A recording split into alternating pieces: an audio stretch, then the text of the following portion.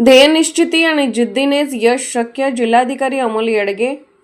युवकांनी वयाच्या 20 ते 30 या काळात आपले ध्येय निश्चित करून आवडीच्या विषयात सातत्याने अभ्यास केला तर स्पर्धा परीक्षांमध्ये यश निश्चित मिळते. अपयशाला न खचता जिद्द आणि मेहनतीच्या जोरावर पुढे जात राहणे गरजेचे आहे, असे प्रतिपादन जिल्हाधिकारी अमोल येडगे यांनी केले. कुरुंदवाड येथे श्री धनपाल अण्णा आलासे सोशल युथ फाउंडेशन व कुरुंदवाड नगरीच्या वतीने IAS अधिकारी ऋषिकेश आलासे यांच्या भव्य नागरी सत्कार सोहळ्याचे आयोजन करण्यात आले होते. देशात 61वा आणि महाराष्ट्रात प्रथम क्रमांक मिळवत कोल्हापूर जिल्ह्यासह कुरुंदवाडचे नाव उज्ज्वल करणाऱ्या ऋषिकेश आलासे यांचा यावेळी गौरव करण्यात आला. त्याप्रसंगी ते बोलत होते.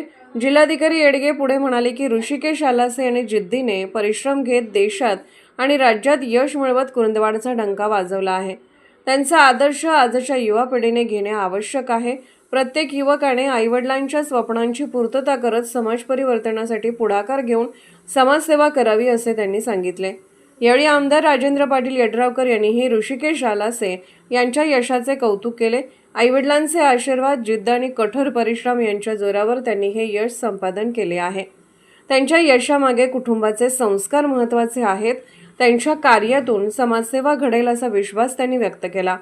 तसेच शहरातील प्रलंबित विकास कामांबाबत माहिती देत भालचंद्र थिएटरचे पुनर्जीवन व घाट परिसर सुशोभीकरणासाठी प्रयत्न सुरू असल्याचे सांगितले. सत्काराला उत्तर देताना ऋषिकेश आलासे म्हणाले की माझ्या यशामागे आईवडिलांचे योगदान आणि कुरुंदवाड व जयसिंगपूर येथील संस्कार महत्त्वाचे आहेत. या मातीचे ऋण मी कधीही विसरणार नाही.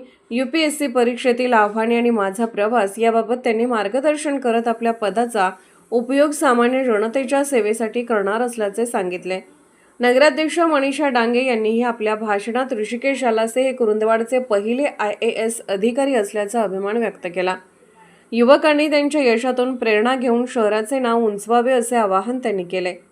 कार्यक्रमाचे स्वागत व प्रास्ताविक करून आलासे व प्राध्यापक BD सावरगावे यांनी केले.